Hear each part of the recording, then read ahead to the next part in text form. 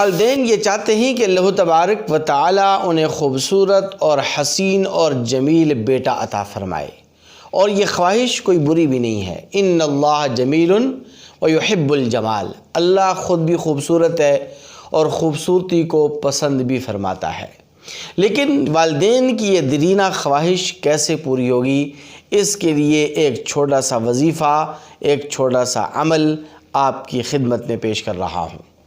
جو والدین یہ چاہتے ہیں کہ ان کے ہاں خوبصورت اور حسین و جمیل بیٹے کی ولادت ہو، تو بس صرف اور صرف انہیں ایک کام کرنا ہوگا کہ روزانہ عشاء کی نماز کے بعد رات کو سونے سے پہلے دونوں میاں بیوی 100 مرتبہ ایک تسبیح درود ابراہیمی کی پڑھیں۔ درود ابراہیمی جو نماز والا درود شریف ہے، اس کے پڑھنے کا اہتمام کریں،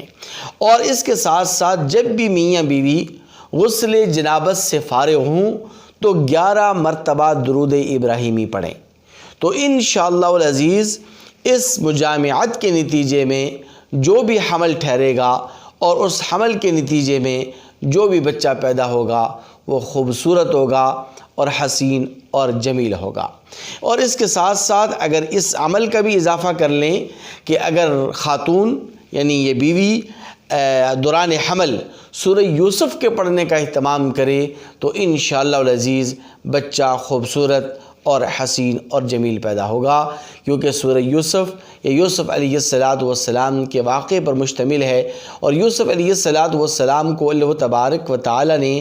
ایسا حسن و جمال عطا فرمایا تھا کہ یوسف علیہ السلام مصر کی گلیوں میں رات کی تاریکی میں جب چلتے تھے تو ان کی خوبصورتی کے شرارے جب دیواروں کے اوپر پڑتے تو دیواریں روشن اور منور ہو جایا کرتی تھیں۔ اس لیے اس اگر وظیفے کا